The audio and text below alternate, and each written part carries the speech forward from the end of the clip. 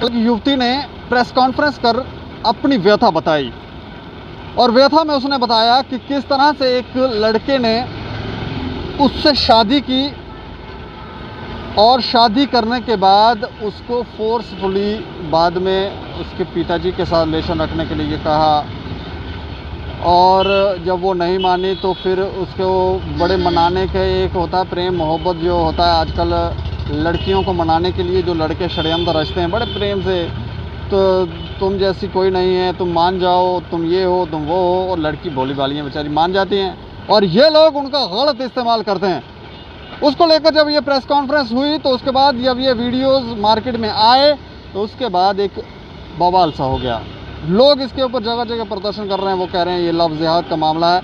Love जिहाद के ऊपर कानून बनना चाहिए क्योंकि स्कूल कॉलेजों के अंदर देखेंगे तो ये जो विचारधारा है शायद अब ये स्पॉन्सर्ड लोग हैं, कौन हैं ज़्यादा जानकारियाँ तो नहीं हमारे, क्योंकि जो खबरें हमारे सूत्र हमें बताते हैं उसके आधार पर हम ये बता रहे हैं कि स्कूल कॉलेजों के अंदर भी लड़कियों को बहलाने फुसलाने का कार्य होता है। वो छोटी होती हैं, उनको नहीं पता होता है, उनको बड़े बड़े सपने दिखाए जाते हैं, उनके साथ ऐसा व्यवहार किया जाता है कि जैसे वो जो लड़का है जो ये व्यवहार कर रहा है उसके जैसा इस संसार में दूसरा कोई है ही नहीं।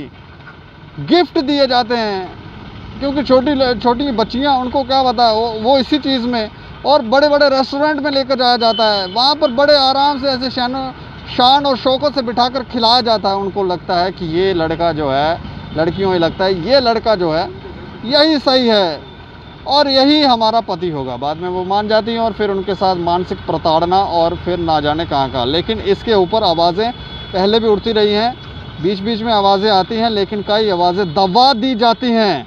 और जिस तरह से कल एक प्रेस कॉन्फ्रेंस में युवती ने बोला तो वो किसी और तरफ ही इंगित करता है। इसके ऊपर बातचीत करेंगे। बातचीत करने के लिए हमारे साथ हैं हमारे सहयोगी पत्रकार राजेंद्र भगत जी। सर आपका बहुत बहुत स्वागत है। धन्यवाद दीपक।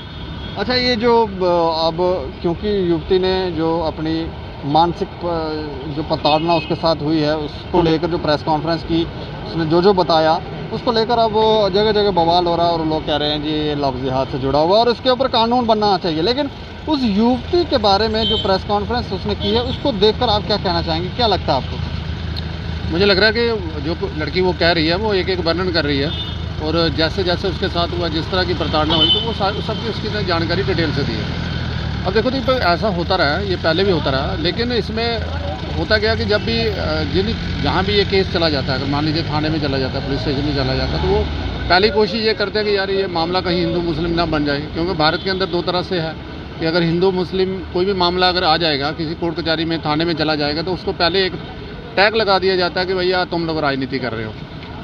उसको देखा नहीं जाता कि वहाँ पीड़ित पक्ष जो है वो कौन सा है। सीधी सी बात है, हिंदू मुस्लिम दो अगर संप्रदायों के बीच में कोई हिंसा हो गई, कुछ हो गई, तो उसको दबाने का प्रयास किया जाता है। अधिकतर इसमें महिलाएं जो है वो प्रताड़ित हो रही हैं। जितने भी लोग जहाँ पर आई हैं, लड़कियाँ आई हैं, तो लड़कियाँ ही आई हैं और आई भी एक दो विशेष समुदाय की ही आए हैं और लड़के जो हैं वो एक समुदाय से आए हैं। आप इसको देखो ना, अगर एक ही समुदाय से लड़के आ रहे हैं तो इसका मतलब कोई ना कोई षड्यंत्र तो हो रहा है। और ऐसा नहीं है कि हम लोग आपस में चर्चा कर रहे हैं, इस मामले को लेकर पूरे देश के अंदर ये चर्चाएं हुई हैं। और कुछ मुझे अच्छा लगा कि पिछले 2-3 दिन में यहाँ जम्मू कश्मीर में जो इमाम थे यहाँ के, उन्होंने अच्छा उसमें मैसेज दिया। उन्होंने फोर्सली कहा कि जो लोग गुनाहगार हैं उन पर कार्रवाई होनी चाहिए।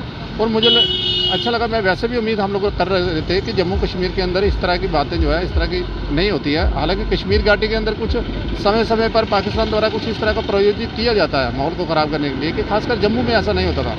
अब जम्मू में ये जो मामले आए हैं, इसमें लगता है कि कहीं ना कहीं जिस तरह से आप अभी ड्रोन का मामला चल रहा था, कुछ विदेशी हैं, कहीं कुछ आतंकवादियों ने कार्रवाई कर दी, तो ये भी एक षड्यंत्र रहा है। और ये बात तो काफ़ी पिछले लंबे समय से रही है कि कुछ फंडिंग जो है विदेशों से होती रहती है, फंडिंग हो रही है धर्म का प्रचार करने के नाम पर इस तरह का। और लव जिहाद जो शब्द आया था वो इसी को लेकर आया था। इसमें काफ़ी मामले जो थे आए थे, ये सुप्रीम कोर्ट में भी ये शब्द गया था, वहाँ भी चर्चाएं हुई थी इस पर। उसके बाद कानून उत्तर प्रदेश में बना दिया गया। मुझे लग रहा है जम्मू कश्मीर में इस तरह की प्रोटेक्शन देना जरूरी है। इस तरह के मामलों में देखिए, जब तक आप उस पर चर्चा नहीं करेंगे। और दूसरा, लेकिन हमारी जो लड़कियां हैं, चाहे वो किसी भी धर्म से हों, किसी भी कम्युनिटी से हों, क्योंकि बचपन में वो भोली भाली होती हैं, उनके साथ वहाँ पर ये लोग जो स्पॉन्सर्ड लोग हैं वहाँ पर वो जिस तरह से खेल खेलते हैं उनकी इमोशंस के साथ, उनको जिस तरह से बन के दिखाते हैं और जब शादी करते हैं तो उसके बाद कुछ और बन जाते हैं। ये अब लड़कियों को भी अवेयर होना चाहिए और ये जो जाल में फंस रही हैं, बड़े बड़े रेस्टोरेंट, बड़े बड़े गिफ्ट और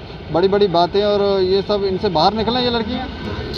हाँ देखो जिस तरह से ये मामले बढ़ रहे हैं और इस तरह से लगभग सभी जगह एक ही जैसी कहानी आ रही है, एक ही तरह की आ रही है कि वहाँ स्कूल में गए, वहाँ इस तरह किया, ऐसा किया, उसके बाद उसके एक ऐसा एक षड्यंत्र होता है। और मुझे लग रहा है कि जो परिवार हैं, लड़कियाँ हैं खासकर, उनको भी ये बात समझनी होगी कि आपका काम केवल शादी विवाह या इस तरह का नहीं है, वो उसके लिए एक समय होता है, आयु होती है, फिर आप जो चाहती हैं अपनी मन मर्जी का जैसा चाहते हैं, लेकिन उसका आपको परिवार या किसी अपने बड़ी जो लोग हैं, मासी हैं, चाची हैं, एनीथिंग कुछ भी है, उनसे भी राय ले लिया करो। उस समय केवल ऐसा नहीं है कि अगर आपके 50 लोग आपका विरोध कर रहे हैं उस समय, तो आप कहें नहीं मैं वालिक हूँ तो जो फैसला लूँगी मैं ही लूँगी, जान लूँगा। लड़के के लिए भी है कि मैं जो फैसला लूँगी मैं ही लूँगी। मुझे लगता है उस पर विचार करना चाहिए। अगर क्राइम को सुधारने के लिए पुलिस होती है, तो अगर मुझे पुलिस ले जाती है, मुझे में कोई गलती है तो इसका मतलब मुझे में कोई गलती है तो पुलिस लेके जा रही है। इसी तरह से ये तो हमें मानना पड़ेगा कि हर व्यक्ति कहीं ना कहीं गलती कर सकता है, और जब वो अपना लाइफ पार्टनर चुनता है उस समय उसे संवेदनशील रहना चाहिए। संवेदनशील तो वो देखो, कोई वैसे दूध से धुले हुए लोग तो हैं नहीं, और सबको मालूम है कि लड़कियां बेचारी क्या सोचती हैं। वो एक अच्छा पति चाहती हैं, उनको लगता है हमारा राजकुमार आएगा, उस राजकुमार की आड़ में ये लोग उनको गुमराह कर जाते हैं, और उन्हें पता तब चलता है जब तक उनके पाँव के नीचे से ज़मीन ही खिसक गई होती है, तब पता चलता है। और फिर ये तो मुझे लगता है जब ये मामले से पता लगे तो उसके ऊपर स्ट्रिक्ट एक्शन होना चाहिए। और यहाँ पे भी कोई और ही प्रपंच रचा जाता है। ये जो प्रेस कॉन्फ्रेंस की है जिस युवती ने, उसके बारे में भी कुछ अलग अलग खबरें आ रही हैं, कुछ सुना आपने? मैंने सुना है, वो देखी है, प्रेस कॉन्फ्रेंस भी देखी है मैंने, उससे दूसरी लड़कियों के जो वर्जन आए थे वो भी मैंने देखे हैं। देखिए, जब अंतर्राष्ट्रीय स्तर पर कोई षड्यंत्र रचा जाता है, जिस तरह से इनके पीछे का जो लोग पकड़े गए, पिछले दिनों में पकड़े गए, बाहर पकड़े गए, हालांकि जम्मू कश्मीर में नहीं, बाहर पकड़े गए, उनसे जो संकेत मिले, जिस तरह का वो पैसा आता था, कैसे किस तरह था, जब किसी चीज़ के लिए बाहर से फंडिंग होना शुरू हो जाती है तो इसका मतलब वो सारा सिस्टम जो होता है प्रायोजित होता है, उसमें प्यार व्यार कुछ नहीं होता। एक माइंड के अंदर इस तरह का एक जाहिलपन उनमें भर दिया जाता है कि आपको ऐसा करना है, वो ऐसा ही किए जा रहे हैं। और जो लोग इसमें इन्वॉल्व होते हैं, जो लड़के इसमें इन्वॉल्व होते हैं, तो अगर बहुत से केसों में देखा कि वो लोग बहुत सी शादियों में इसी तरह की कर चुके हैं और उसका रिकॉर्ड की ज़िंदगी तबाह कर। हाँ बिल्कुल। और बहुत से लोग उसके बाद एक उन लड़कियों के साथ जो तो घर में वापस आ जाती हैं या संपर्क कर लेती हैं या पुलिस में या लड़ना चाहती हैं, बहुत सी ऐसी लड़कियां होती हैं जो मतलब देह व्यापार में धकेल दी जाती हैं, उनको इस तरह की प्रताड़ना दी जाती है कि जहाँ पर जो लड़की कंट्रोल में नहीं आती तो कई बार ऐसा भी सुनने में आता, मरवा भी दी जाती है। कौन पूछ रहा है? आप जब चले गए इस लाइन में, कहीं दूर चले गए तो कौन पूछ रहा है? अगर पुलिस लाइन में ये कंप्लेंट की है, गांधीनगर पुलिस लाइन में, वो भी कार्रवाई नहीं कर रहे हैं। अब पता नहीं ऊपर से कितना बड़ा फ़ोन आ गया है जो चुप होकर बैठ गए हैं। बात वही आती है कि जब इस तरह के मामले आ रहे हैं, लड़कियों को लेकर मामले आ रहे हैं, तो फिर आप डील क्यों कर रहे हैं? आपके पास और तरह से कोई मामला आ जाता है, आदमी को आप रोड में उठा लेते हैं। उल्टी सीधी FIR लगाने में बड़े तेज हैं। आप 8-10 दिन के अंदर मतलब बड़े से बड़ा केस उस पर डाल देते हैं, जेल में डाल देते हैं। इस तरह के जो मामले आ रहे हैं, आपको पता कि कहीं इस तरह का मामला आया लड़का लड़की में या दो परिवारों में इस तरह आया, आपको मालूम होना चाहिए कि ये लोग घर जाने के बाद दोबारा से एक दूसरे मार भी सकते हैं, सुसाइड कर सकते हो। ऐसे लगा दो ना इनके ऊपर।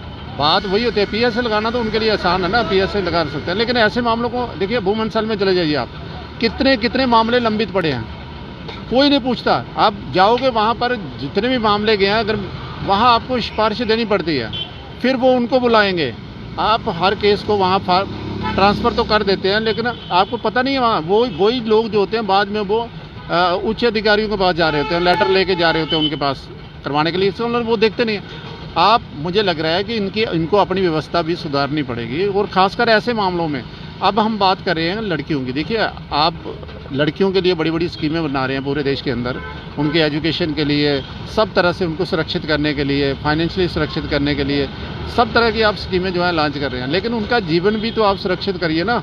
और इस तरह के जो मामले आ रहे हैं, तो अगर आप इस तरह के मामलों को आप रोक नहीं पाएंगे, इस तरह की कोई रिपोर्ट आती है, कोई खबर कुछ आती है, तो आप फ़ौरन से उस पर एक्शन नहीं करते हैं, तो इसका मतलब है आप भी किसी ना किसी उन्हीं प्रचारकों जो लोग कर रहे हैं उन्हीं का एक हिस्सा है। तो मुझे लगता ऐसे हिस्सेदारों को धीरे धीरे बाहर नहीं करना चाहिए। बिल्कुल करना चाहिए, इन बिल्कुल करना लोगों के ऊपर भी, ये जो ऑफिसर इनको शेल्टर दे रहे हैं, इनके ऊपर भी पीएस लगे ना। अगर देखिए दीपक, अगर ये लड़की प्रेस कॉन्फ्रेंस रही है उसके बाद वो कहती है कि मुझे वहाँ गई, वहाँ FIR करवाई, मुझ पर कोई कार्रवाई नहीं, उन्होंने मुझ कोई कार्रवाई नहीं, कुछ नहीं की। उस समय के उन जिन कार्रवाई जिन्होंने नहीं की तो उनको भी एक साइड में लगाना चाहिए कि भाई साहब आपने अंदर डाल देना चाहिए। बिल्कुल, उनसे भी पूछा जाना चाहिए, जवाबदेही होनी चाहिए कि भाई साहब आपने क्यों नहीं किया। तो देखिए ये छोटा मामला नहीं है। और दूसरा नंबर, ऐसा नहीं है कि जब आप इस पर बात करेंगे, मैंने देखा कुछ लोगों से आप कैमरा बात की, उन्होंने कहा नहीं जी रिलीजन का मामला हो जाता है, धर्म का। अरे ऐसा नहीं है, मुझे नहीं लग रहा कोई रिलीजन इतना कमज़ोर होता है। मेरे धर्म के अंदर या आपके धर्म के अंदर कोई कमियां हैं, कमजोरियां हैं, उन्हें बाहर निकालना है हमें। अगर ना निकालेंगे तो सब लोग हम उंगली उठाएंगे। इस कम्युनिटी के ऊपर अभी उंगली उठ रही है, वो भी कोई फतवे जारी करे ना। उंगली किसी कम्युनिटी पर नहीं उठ रही है, उंगली केवल उन लोगों पर जो गलत कर रहे हैं उन पर उठ रही है। और सबसे बड़ी बात है कि उन लोगों को सामने आना चाहिए। लेकिन लोग अलग रंग दे देते हैं। बिल्कुल, और मुझे लग रहा है ये फतवा जो शब्द है, ये कानून है पूरे देश के अंदर, उस पर कार्रवाई हो सकती है, होती भी है। और खासकर जम्मू कश्मीर में ऐसी घटनाएं पहले नहीं होती थी। अगर अब फ़ौरन से ये 2-3 घटनाएं आ गई हैं तो फ़ौरन से एक्शन लो, उन पर बैठा के सामने बात हो जाती है। कौन कहीं कि देखो, कई बार ऐसा भी होता है कि हो सकता है झूठ हो, बातें जब चली जाती है कई बार झूठ भी होता है, उसका पक्ष भी सुनना जरूरी होता है कि क्या ये बात जो कही जा रही है कि सही है। लड़का सुनने में वो गायब हो गया, भाग गया। हाँ, वो हम भी बात कर रहे थे, पता चला कि गायब हो गया। देखिए चोर हमेशा भागता है, अगर वो सही हो तो सीधा वो थाने में पहुंच सकता है कि भाई साहब मेरे साथ इस तरह का मामला है, देखो मैं आपके सामने बैठा हूँ। तो आपने जो तहकीकात करनी है, जो पूछना है पूछ लीजिए, ये मेरा एड्रेस है। आपके माइंड में चोर है, आप भाग रहे हैं, इसका मतलब कुछ ना कुछ गड़बड़ है, आपने कुछ गलत किया है। वो जो आरोप लगा रहे हैं आप पर, वो सही लगा रहे हैं। तो इसलिए मुझे लग रहा है पुलिस को और अधिकारियों को, एडमिनिस्ट्रेशन जो है जम्मू कश्मीर का, इसको थोड़ा संवेदनशील होगा, इन मामलों को देखना होगा। उसमें जो भी लोग गलत हैं उस पर फ़ौरन से एक्शन करना होगा। आज भी देख रहे हैं हम लोग, प्रदर्शन हो रहे थे कुछ शहर के अंदर, कुछ बेटियों को हो रहा था। देखिए सिख कम्युनिटी को लेकर वो चिंतित हैं लोग, बहुत कम संख्या में है। जम्मू कश्मीर के अंदर हमेशा से ये कौम ऐसी रही है कि जो फोर्स रही है, मतलब हिंदुओं की प्रोटेक्ट करती थी ये लोग फोर्स। अगर इनका इतिहास देखें, ये लोग अपने में रहे हैं, कोई इनमें कुछ इस तरह का नहीं है, कोई बड़े कहे ना कोई राजनीति ये वो, जब तो शांति से रही है। मुझे लगता है कि अब हमारी जिम्मेवारी बनती है, हम सभी की, पूरे जम्मू कश्मीर लोगों की ये जिम्मेवारी बनती है कि भाई वो बच्चियाँ हैं, वो प्रताड़ित हैं, किस तरह से कैसी हैं, आप उनको प्रोटेक्शन दो, पता करो क्या वो बेचारे रोड में आकर न्याय मांग रहे हैं। मुझे लग रहा है अधिकार है ऐसे सिस्टम पर, अगर वो लोग न्याय मांगने के लिए रोड पर आ जाएं, अपनी बच्चियों की सुरक्षा के लिए। बच्चियां सबकी हैं,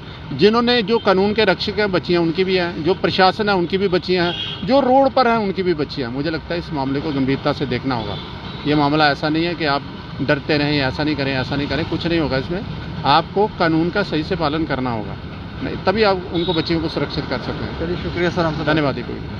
तो ये देखें, ये किस तरह के प्रपंच षड्यंत्र जो हैं वो यहाँ पे चल रहे हैं। और इस तरह के संगीन आरोप जब लगाए गए हैं मीडिया में आकर, उसके बाद हमें थोड़ी थोड़ी सच्चाई पता चलती है कि ये जो हमारे ऑफिसर हैं वो देखें कैसे काम कर रहे हैं। जब तक आप सही से नियमों का पालन नहीं करेंगे, लोगों को जस्टिस नहीं दिलाएंगे, फ़ोनों को बंद करके, ये फ़ोन जो है ये बड़ी मुसीबत है। फ़ोन आ जाते हैं फिर पता नहीं क्या हो जाता है, और ना जाने किसका फ़ोन है वो जिसका आता है, और इतना पावरफुल आदमी है, ना जाने वो ऐसा क्या कह देता है कि हो सकता कह देता होगा कि आपको इससे भी ऊपर वाली कुर्सी पे बिठा देंगे। वो कुर्सी से क्या लेना है। जहाँ भी आप बैठें समाज के लिए कोई सेवा करें ताकि आपका जीवन सुखद हो, दूसरों का भी सुखद हो।